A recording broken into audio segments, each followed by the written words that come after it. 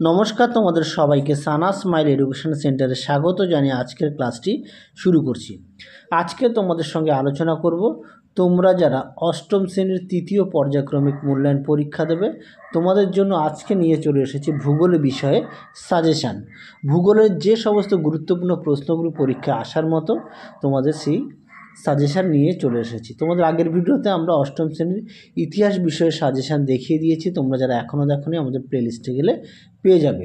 তোমাদের এই সাজেশানের মধ্যে থাকবে প্রশ্নমান 2, 3 ও 5 নম্বরের প্রশ্ন। এছাড়াও থাকবে পার্থক্য ও মানচিত্র। চলো দেখো লেখা আছে যে প্রশ্নগুলি তোমাদের সাজেশানে দেওয়া আছে সমস্ত প্রশ্নের উত্তরগুলি তোমরা পেয়ে যাবে রায় ও মার্টিন প্রশ্ন বিচিত্রা থেকে। যে মডেল সেটগুলো করানো আছে সেখানে পেয়ে যাবে। তোমরা সমস্ত মডেল সেটগুলো দেখো, তাহলে সমস্ত প্রশ্নের উত্তর পাবে। ইতিহাস বিষয়ে প্লেলিস্টে পেয়ে যাবে। ইতিহাস বিষয় বলতে কি ভূগোল বিষয়ে তোমরা পেয়ে যাবে। টাইপিং একটু ভুল আছে, তোমরা প্লেলিস্টে গেলেই পেয়ে যাবে। চলো দেখো, প্রথম 2 নম্বরের প্রশ্ন আছে।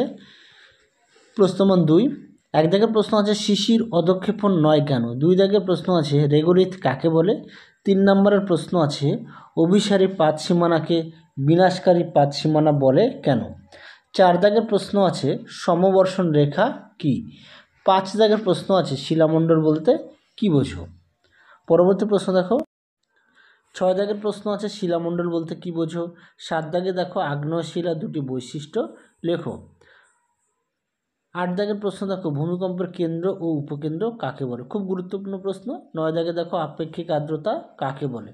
10 দাগের প্রশ্ন দেখো পারলিক শিলার জীবাশ্ম দেখা যায় কেন, খুব গুরুত্বপূর্ণ প্রশ্ন, পরীক্ষায় খুব আসে। তোমরা অবশ্যই চিত্রগুলোর সঙ্গে উল্লেখ করবে।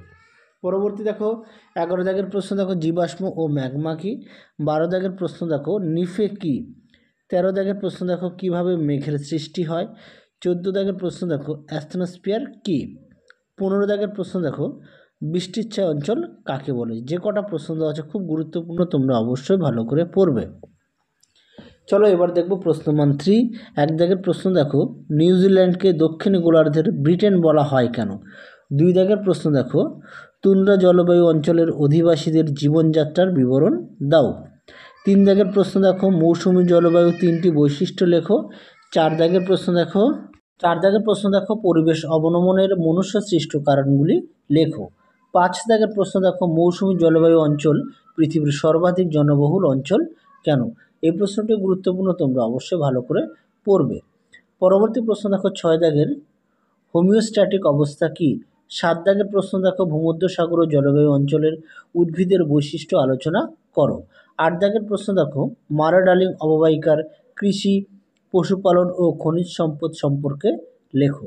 9 দাগের প্রশ্ন দেখো ভূমধ্যসাগর ও জলবায়ুকে পৃথিবীর ফলের ঝুড়ি বলা হয় কেন। 10 দাগের প্রশ্ন দেখো বিশ্ব উষ্ণায়নের 3টি প্রভাব আলোচনা করো। এই প্রশ্নটা খুব আসে পরীক্ষায়, তোমরা অবশ্যই ভালো করে পড়বে। আর তোমরা সমস্ত বড় প্রশ্নের উত্তরগুলো পেয়ে যাবে। আমরা রায় ও মার্টিন প্রশ্ন বিচিত্রা থেকে যে মডেল সেটগুলো সমাধান করে দেখিয়ে দিয়েছি, তোমরা প্লেলিস্টে গেলেই পেয়ে যাবে। যদি সমস্ত মডেল সেটগুলো দেখো তার মধ্যে থেকে সমস্ত প্রশ্নের উত্তরও তোমরা সাজেশনের পেয়ে যাবে। এবার আমরা দেখব প্রশ্নমান 5-এর এক দাগের প্রশ্ন আছে মারা ডার্লিং অববাহিকার অর্থনৈতিক উন্নতির কারণ আলোচনা করো। 2 দাগ দেখো এস্কিমোদের জীবনযাত্রার সাম্প্রতিক পরিবর্তনগুলি আলোচনা করো। 3 দাগে দেখো ওশিয়ানিয়া মহাদেশের জলবায়ু ও উদ্ভিদের সম্পর্ক বিশ্লেষণ করো।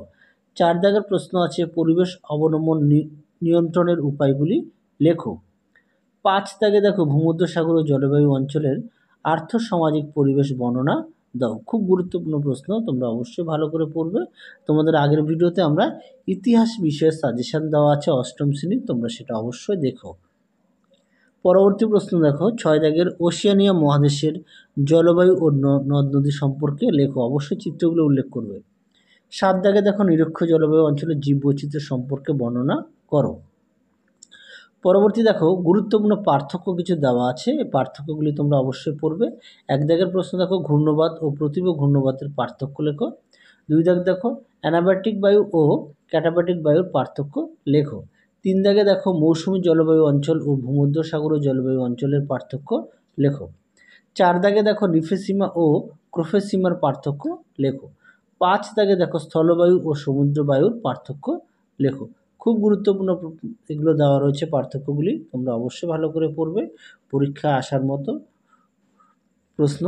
পরবর্তী দেখো 6 দাগের বায়ু প্রবাহ ও বায়ু স্রোতের পার্থক্য। হ্যাঁ, একটু বানানটা একটু মিস্টেক আছে, পেট কাটানোর হবে না, ভুলবশত হয়তো টাইপ পড়ে গেছে। চলো এবার দেখো গুরুত্বপূর্ণ রেখা মানচিত্রগুলি কী কী আছে।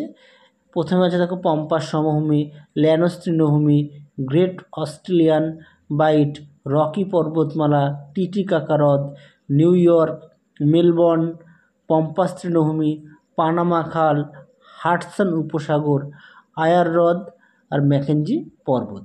তোমাদের যে কটা প্রশ্ন দেওয়া আছে প্রতিটা প্রশ্ন গুরুত্বপূর্ণ, তোমরা অবশ্যই ভালো করে পড়বে, আর এর পাশাপাশি তোমরা তোমাদের পাঠ্য বইটি খুঁটিয়ে পড়বে। শেষে আরও একবার বলি, তোমরা সমস্ত প্রশ্নের সাজেশানের উত্তরগুলো পেয়ে যাবে। আর আমাদের রায় মার্টিন প্রশ্নবিচিত্রার যে মডেল সেটগুলো সমাধান করে দেখিয়ে দিয়েছি, তার মধ্যে থেকেই সমস্ত বড় প্রশ্নের উত্তরগুলি পেয়ে যাবে। তাহলে চলো আজকের মতো এখানে সমাপ্ত করছি, আবার দেখা হবে খুব শীঘ্রই তোমাদের পরবর্তী কোনো এক ভিডিওতে। তোমরা সবাই সুস্থ থেকো, ভালো থেকো, আর ইতিহাসের সাজেশানটাও দেওয়া আছে, পরিবেশটাও তোমরা 2-1 দিনের মধ্যেই পেয়ে যাবে। তাহলে চলো তোমরা সবাই সুস্থ থেকো, ভালো থেকো, আজকের মতো টাটা।